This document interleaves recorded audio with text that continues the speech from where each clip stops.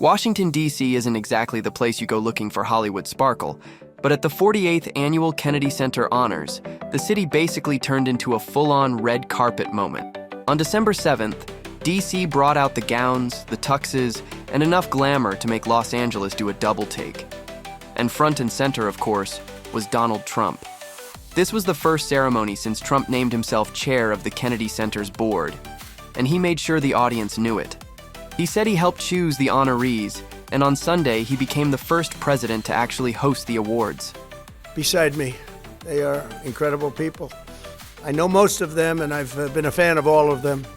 Over the summer, Donald Trump announced that the institution will honor Sylvester Stallone, George Strait, Gloria Gaynor, Phantom of the Opera star Michael Crawford, and Kiss. Do you have a favorite Kiss song? Well, I like them as people.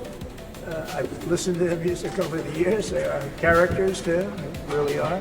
Instead of sitting in the presidential box, Trump walked on stage as a presenter, a rare sight at Washington's most high-profile cultural event. "This is the greatest evening at the Kennedy Center," he told the crowd, even joking about renaming the building the Trump Kennedy Center. His look was classic Trump: black tux, satin lapels, crisp white shirt, clean, traditional, and very on brand. Melania, though, is the one who stole the fashion spotlight. She showed up in a sleek black gown with a high neckline and cap sleeves. Super elegant and almost architectural. Soft hair, diamonds, a delicate bracelet. Minimalism done perfectly.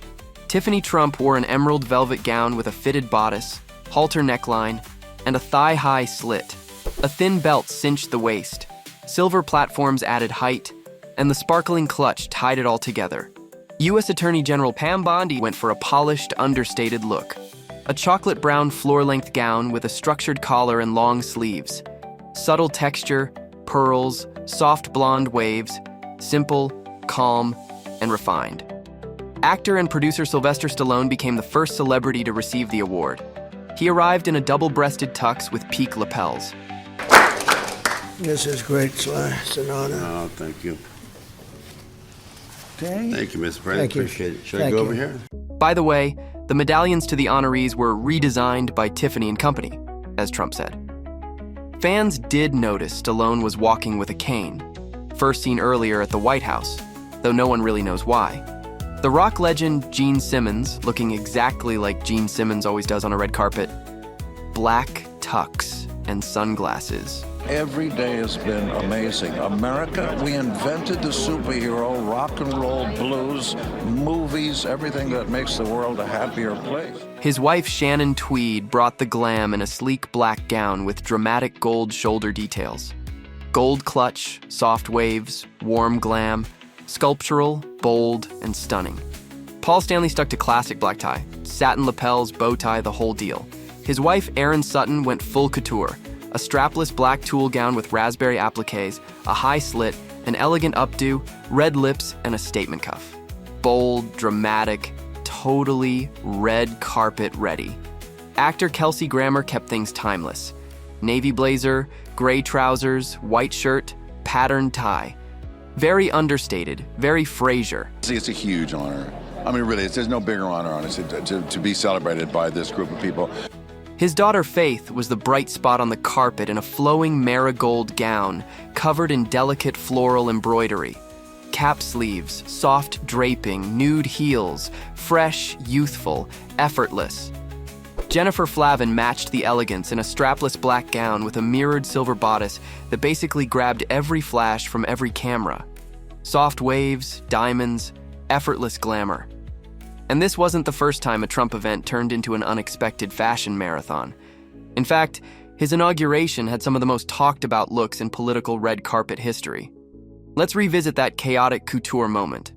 Donald Trump had both the First Lady and First Daughter by his side at the inauguration, just like for his first term. I respect women. I love women. I cherish women. But this time, their outfits told a completely different story. Let's compare their looks from the first and second inaugurations and see how their fashion choices made a statement. Because, as we all know, style speaks louder than words. Let's start with Melania. And I have a First Lady who's been incredible. The First Lady turned heads with her choice of a navy boater-style hat that matched her navy double-breasted coat, pencil skirt, and ivory blouse. But it wasn't just about the color coordination, it was the vibe. Hats at inaugurations aren't unheard of. Jackie Kennedy, Nancy Reagan, even Mamie Eisenhower rocked them. But Melania's hat was different. It wasn't the classic pillbox hat that keeps the face visible. Nope, hers had a brim so wide it shaded her eyes completely, giving her an air of mystery. It even made it tricky for Donald to sneak in a cheek kiss. Some said it had a Zorro vibe, but one thing's for sure, it made a statement. I'm going to get hell when I say this, but her feet are absolutely aching. You know, those heels. And that statement? Distance. Melania didn't take off her hat or coat, even inside the Capitol Rotunda during Donald's swearing in. It's all part of the image she's carefully crafted since stepping into the political spotlight.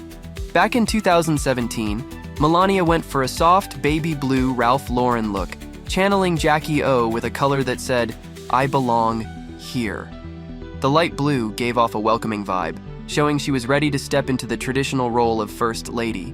But by 2025, her choice of deep navy was a big change.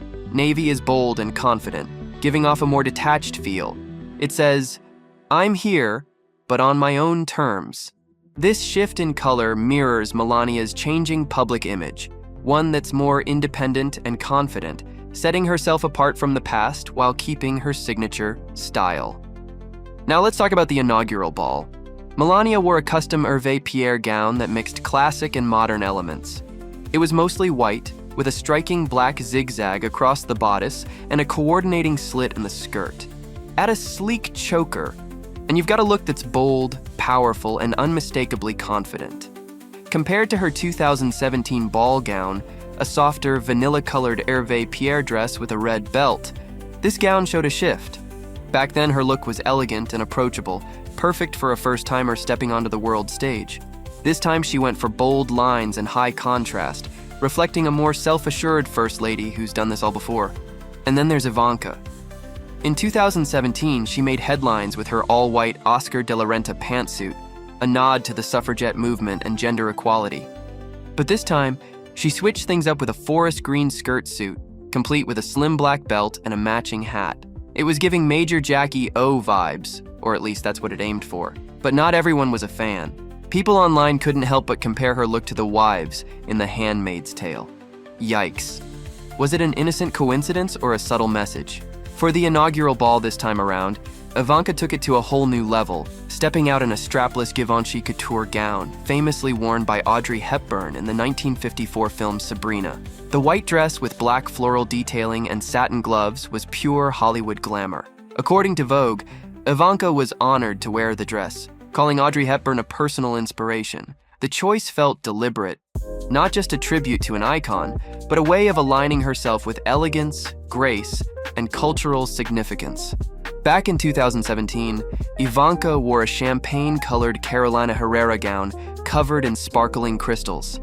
It was straight out of a fairy tale, perfect for her first big moment on the world stage. Fast forward to 2025, and her Givenchy gown shows just how much her style, and maybe her priorities, have evolved.